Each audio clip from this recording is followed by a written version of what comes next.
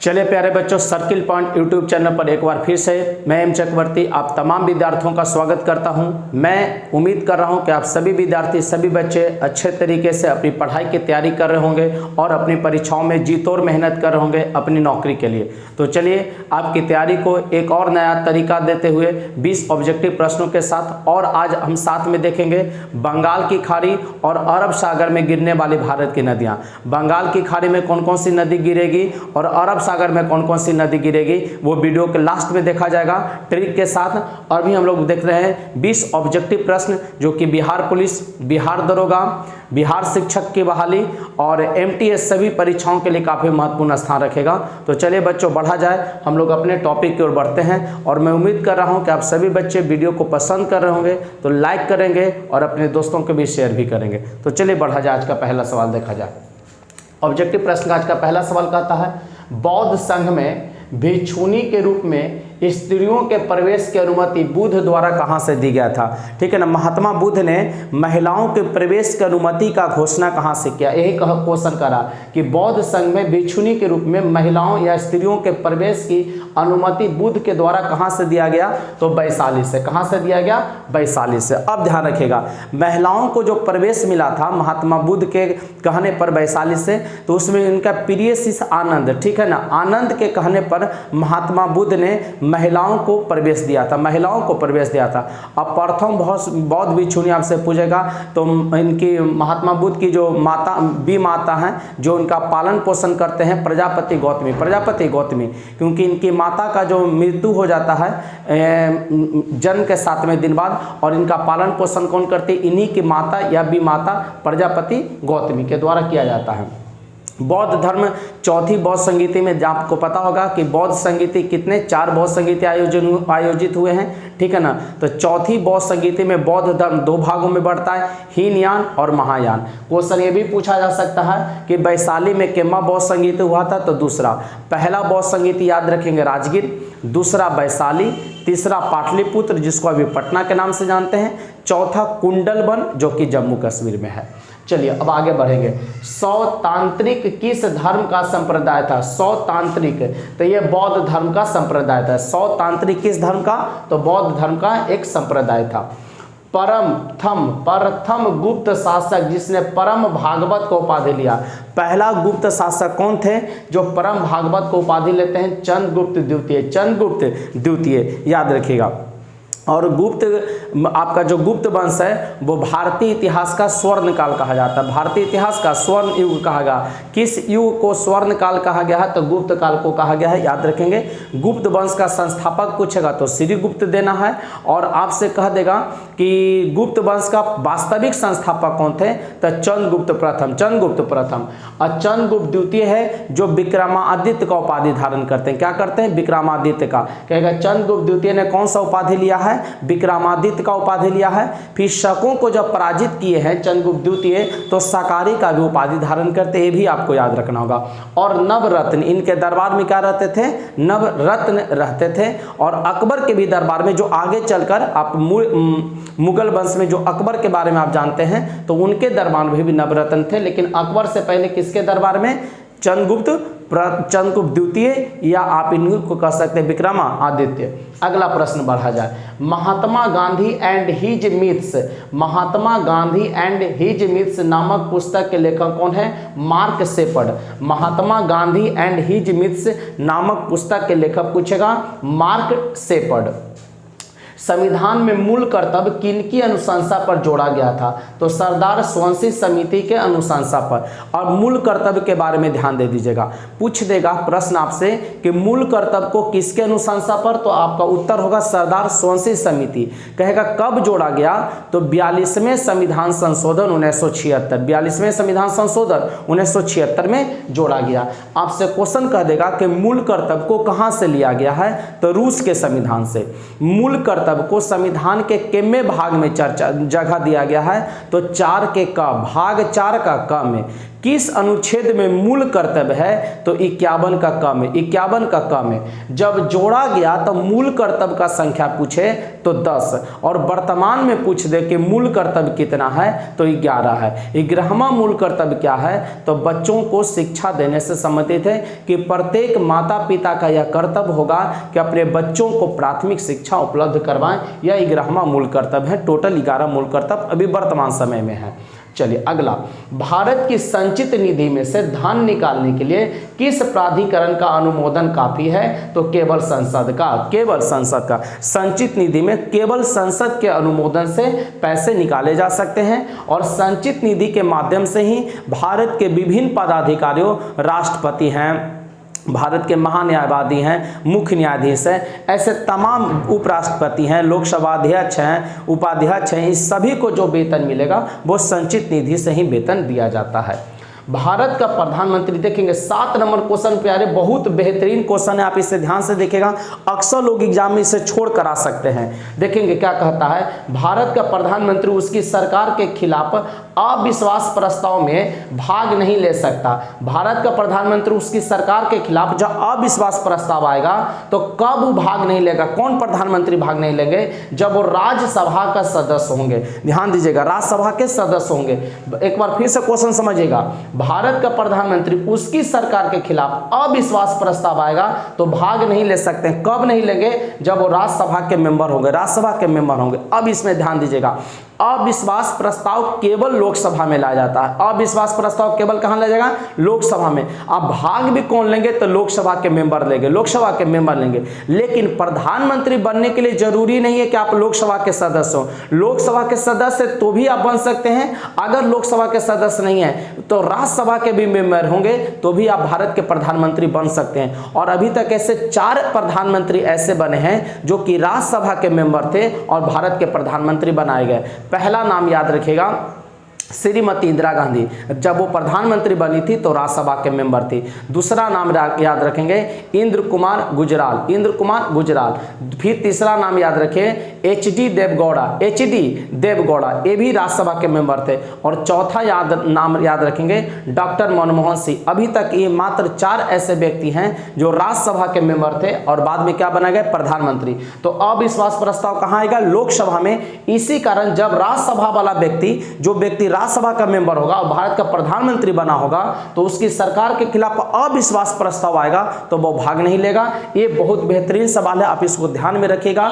ये आपको कभी ना कभी एग्जाम में पूछ सकता है और आपको फंसा भी सकता है, इसलिए ध्यान में रखेंगे। अगला क्वेश्चन कहता है, गारो की पहाड़ियां भारत के किस राज्य में है? तो बच्चे ध्यान दीजिएगा, मेघालय में। गारो, खासी और जयंतियां, ये कहाँ है? मेघालय में। कहाँ है? मेघालय में। अगुलहास किस महासागर की जलधारा? अगुलहास की जो जलधारा किस महासागर का? तो हिंद महासागर का। किस महासागर का? हिंद महासागर का, याद रखेंगे।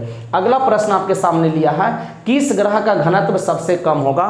तो शनि ग्रह का घनत्व सबसे कम होता है। किस ग्रह का? शनि ग्रह का घनत्व सबसे कम होगा। इसका घनत्व इतना कम है कि अगर पानी में भी इसको डाल दिया जाए तो ये तैरने लगेगा। तो पूछेगा कि तैरता हुआ भी ग्रह किसे कहते हैं? तो शनि को, ये याद रखेंगे। और शनि के पास वलय है, कहेगा रिंग वाला ग्रह कौन है? तो शनि। रिंग वाला ग्रह कौन है? शनि। ठीक है, याद रखेंगे। और शनि के बारे में एक चीज और, ये दूसरा बड़ा ग्रह है। दूसरा बड़ा ग्रह पूछेगा कौन?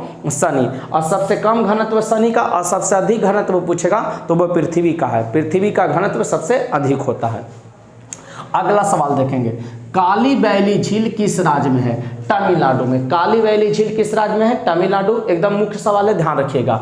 मोल्लेम राष्ट्रीय उद्यान कहाँ है? तो गोवा में। मोल्लेम राष्ट्रीय उद्यान, नेशनल पार्क किस राज्य में? तो गोवा में। अगला प्रश्न 13 नंबर, जीवों की संकटग्रस्त जातियों को सूचीबद्ध करने वाली पुस्तक को क्या कहते हैं? जीवों की संकटग्रस्त, वैसे जीव जो लुप्त होते जा रहे, संकट में है, उनकी संख्या कम होती जा रही है दिनों दिन, तो उसको सूचीबद्ध जो पुस्तक करता है उसका नाम क्या है? Red data book. Red data book. प्यारे ध्यान दीजिएगा, ये सभी जो 20 प्रश्न है महत्वपूर्ण है और आपके एग्जाम के लिए काफ़ी महत्वपूर्ण है। ये आप ध्यान रखिएगा, ईमानदारी पूर्वक इसे याद करिए। और वीडियो को अगर आप कम से कम पसंद कर रहे हैं, समझ में आ रहा है, तो इसे लाइक जरूर करें और अपने दोस्तों के बीच शेयर भी करें। हींग प्राप्त की जाती है, अगला सवाल है, हींग प्राप्त की जाती है फेरूला पौधा से। किससे? फेरूला पौधा से। हींग किससे प्राप्त किया जाएगा? फेरूला पौधा से। वाली, स्मैश, सर्विस। वाली, स्मैश, सर्विस, ये 3 शब्द बोल रहा है किस खेल से संबंधित है, तो लॉन टेनिस से। वाली, स्मैश, सर्विस शब्द किस खेल से संबंधित होगा, तो लॉन टेनिस से संबंधित है। चावल की प्रथम बौनी किस्म जो भारत में विकसित हुई, इसका नाम पूछ रहा। चावल की प्रथम बौनी किस्म जो भारत में विकसित हुई, इसका नाम क्या है, जया। क्या नाम है, जया। जया, कावेरी, पद्मा, ये सब चावल का प्रजाति है, याद रखेंगे ये भी चीज आप। दलहन फसलों में कौन सा रंग द्रव्य या पिगमेंट, रंग द्रव्य या पिगमेंट नाइट्रोजन स्थिरीकरण में सहायक होता है, नाइट्रोजन के स्थिरीकरण में सहायक होगा, तो लेग हीमोग्लोबिन, लेग हीमोग्लोबिन। या कहेगा दलहनी पौधों में, दलहनी फसलों या पौधों में किसका स्थिरीकरण होगा, तो नाइट्रोजन का। उसमें सहायक कौन होता है, लेग हीमोग्लोबिन। बहुत मुख्य सवाल है। वर्नाकुलर प्रेस एक्ट किसने लागू किया था, तो लॉर्ड लिटन। एकदम याद रखिएगा वो प्यारे, एग्जाम में कई बार इससे संबंधित कई प्रश्न पूछे जाते हैं। तो सबसे पहले प्रश्न बनता है वर्नाकुलर प्रेस एक्ट कौन लागू किया था, तो लॉर्ड लिटन लागू किया था, याद रखेंगे। लॉर्ड लिटन लागू किया था 1878 ईस्वी में, 1878 ईस्वी में। सोम प्रकाश एक पत्रिका थी जिसके संपादक थे ईश्वर चंद्र विद्यासागर। उसी को रोकने के लिए, मतलब जितने भी हिंदी समाचार पत्र थे मुख्य रूप से, उनको उसको रोकने के लिए vernacular press act Lord Lytton 1878 ईस्वी में लाता है। लेकिन मेन पत्रिका का नाम देगा तो सोम प्रकाश का नाम आता है, और उसका जो संपादक किए थे ईश्वर चंद्र विद्यासागर। क्वेश्चन पूछेगा कि वर्नाकुलर प्रेस एक्ट से बचने के लिए कौन ऐसी पत्रिका थी जो अपना रातों रात अंग्रेजी में छापने लगा था, तो अमृत बाजार पत्रिका, अमृत बाजार पत्रिका। फिर आपसे क्वेश्चन कर सकता है वर्नाकुलर प्रेस एक्ट समाप्त कौन किया था, तो लॉर्ड रिपन। लिटन लाया है और रिपन समाप्त किया है। और लिटन से एक चीज और याद रखेंगे, वर्नाकुलर प्रेस एक्ट लाया ही, साथ में आर्म्स एक्ट भी भारत में कौन लाया था, तो लॉर्ड लिटन। आर्म्स एक्ट और वर्नाकुलर प्रेस एक्ट दोनों कौन लाया है, लॉर्ड लिटन। और फिर वर्नाकुलर प्रेस एक्ट को समाप्त कौन करता है, तो लॉर्ड रिपन। ये भी ध्यान में रखेंगे आप। अगला सवाल, पारंपरिक आदिवासी त्योहार केर पूजा, ध्यान दीजिएगा, पारंपरिक आदिवासी त्योहार केर पूजा किस राज्य में मनाया जाता है, तो ये त्रिपुरा का त्योहार है। किसका, त्रिपुरा के आदिवासी क्षेत्रों के लोग हैं केर पूजा का त्योहार मनाते हैं।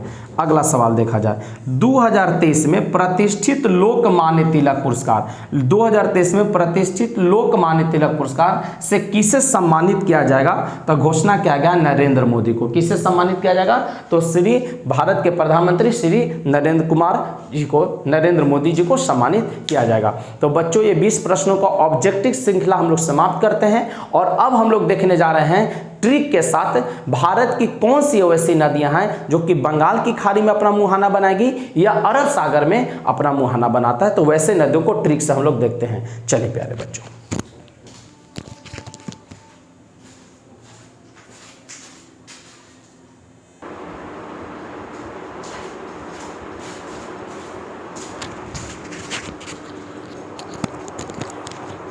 चलिए प्यारे बच्चों, तो देखा जाए, जैसा कि आप लोग को बोले कि वीडियो के लास्ट में हम लोग देखेंगे बंगाल की खाड़ी और अरब सागर में गिरने वाली कौन कौन सी महत्वपूर्ण नदियां हैं। इसको आप ट्रिक के माध्यम से देख ले, समझ ले।